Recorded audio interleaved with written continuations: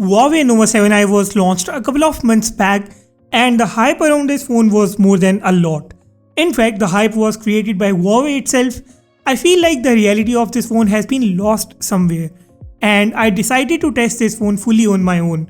So welcome to the most authentic and the final Huawei Nova 7i review. If you are new on the channel, please subscribe, press the bell icon, and if you find this video useful at some point, do hit the thumbs up button as well. Alright, let's get the specifications of this phone out of the way first. The main highlight of this phone is its Kirin A10 7nm chipset, a 4200 mAh battery with 40-watt charger, and of course its neat and clean display. The details are on your screen. I would like to start off with the design and build of this phone. Nova 7i comes with a very unique design and a plastic build. This phone also comes as a P40 Lite in some markets. It's got rounded corners, a very polished and shiny back, which tries its best to give you a gloss feel. The frame is also built out of plastic and complements the color of the phone.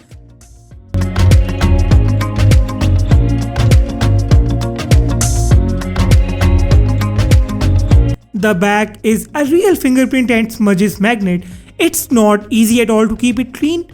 On its right side are the volume keys followed by a power button which also acts as a fingerprint scanner.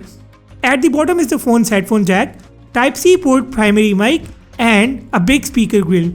On the left side is a SIM card slot which can hold 2 nano SIM cards or 1 nano SIM card and 1 nano SD card. At the top is a secondary noise cancellation mic. The side mounted fingerprint scanner is super fast, and so is this phone's Face ID unlock. Okay, the LTPS IPS LCD panel on the front has a great aspect ratio. Side bezels and bottom chain are extremely sleek, probably the best one in this price segment. The display is quite visible from all the angles.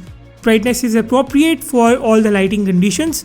Of course, using the phone indoor will give you the best results, and you can find out the colors being very good. The display also performs well when exposed to light. I found its visibility better than most of its competitors using the LCD panels. The tiny punch hole on the top left corner of the screen gives it a beautiful look. Since this happens to be a 1080p display, you are not going to be able to cross that resolution for videos. The touch is also very responsive. I could not spot any latency issues in my extensive use of this phone. Moving on to the hardware, this is where I feel like Huawei has tried its best to make up for the loss of some features in the software. First of all, our Nova 7i variant comes with a RAM of 8GB and 1 to 8GB internal storage. Nova 7i is powered by Kirin A10 SoC with Mali G52 GPU. Kirin A10 is a 7nm CPU and it clocks a whopping score of 292K on AnTuTu benchmark. This is probably the highest benchmark score for a mid-range device.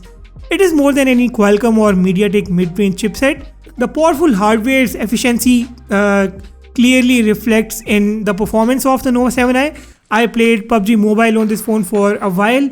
The game ran smooth in the smooth ultra settings. At first, I absolutely loved playing it on this big screen, and the game ran without a single hiccup. This was one of the best experiences. The graphics are not great, but they are acceptable. I did try the game in HD and high settings and it ran equally good. The phone doesn't heat up too much during this process.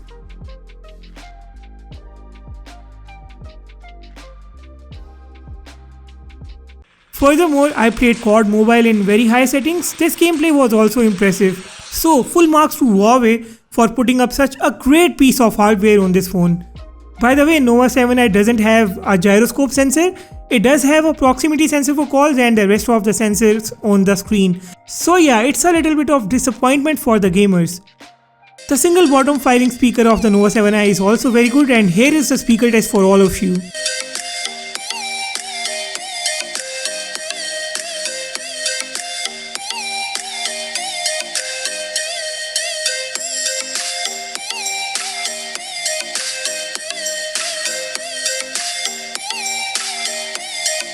In the quad camera setup of this phone, the main camera is Huawei's in-house 48 megapixel sensor.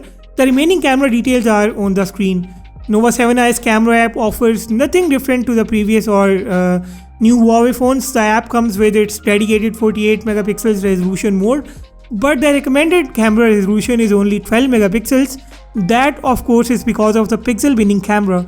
The camera app further has the portrait mode, night mode, a pro mode with some useful options including time lapse and slow motion. The video mode unfortunately doesn't offer anything above 1080p at 30 frames per second, and the worst thing, well, there is no EIS or OIS here. The videos taken on the Nova 7i are going to be really horrible. I have done a full camera review of this phone, it's already on the channel, so you may watch that.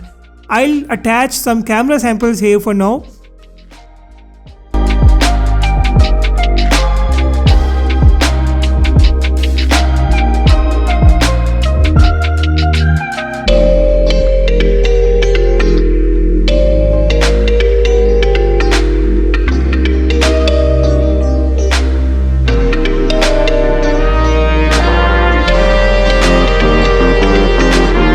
There is a 4200 mAh battery in this phone. I ran a battery drain test of the Nova 7i and surprisingly, this battery did not live up to the expectations.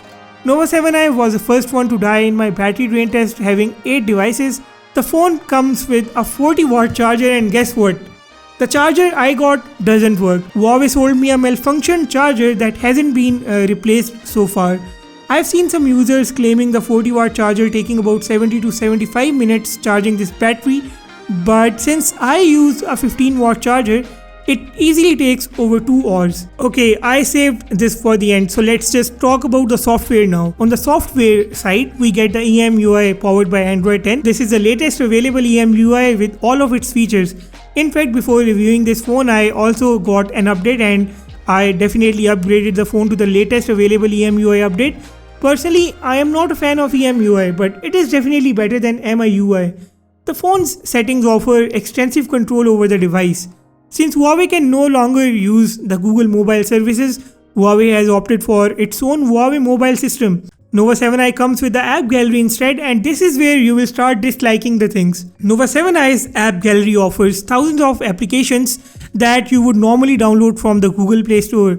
And Huawei is investing a lot of money in order to bring more and more developers to its platform.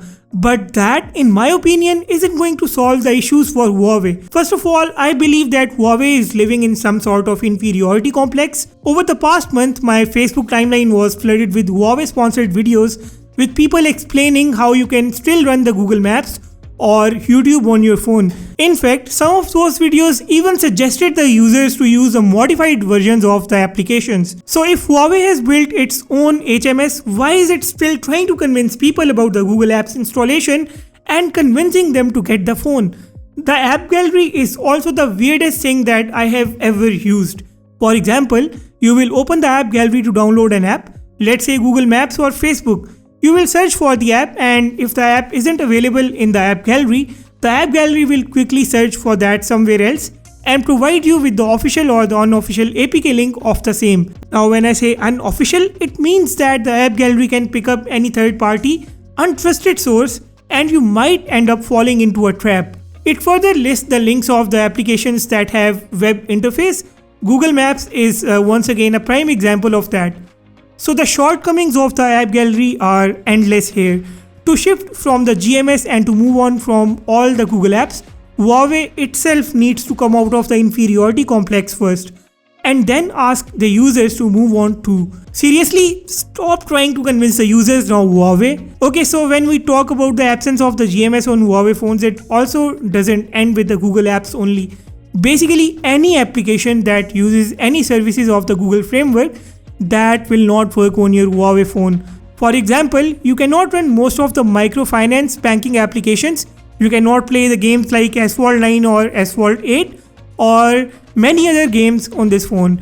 Most of the games that use only play games as a login access won't run on this phone either. To me, it looks like Huawei has been jumping here and there to find workarounds to make things work on its phones, and I really find this pretty absurd. And this now brings us to the conclusion. Nova 7i offers you a great package. It delivers a good looking phone with a very powerful hardware, a great charger that doesn't work for me but will probably work for you, and it's also got good cameras. The only caveat, which also happens to be the biggest caveat, is the absence of the Google mobile services. And I would like to repeat once again, missing GMS doesn't mean Google apps only. It means every single app that uses Google's framework. And I personally believe that the way the app gallery works right now, it's a big security risk for many of the users. To be able to pick up the Huawei Nova 7i after all this, I would have to be a die-hard Huawei fan who's blindfolded by other features this phone brings. Otherwise, this phone is a big no for me, and to be honest, I am not a die-hard Huawei fan. I really wish to see things getting good once again for Huawei. At the moment, one of the best smartphone makers is unable to keep up with the competition, and when the competition won't be good, we won't be able to see any technological revolutions happening in the near future. Let me know about your thoughts in the comment section below. Subscribe if you haven't yet, and do hit the like button as well. With that said, I will sign off and see you in the next video.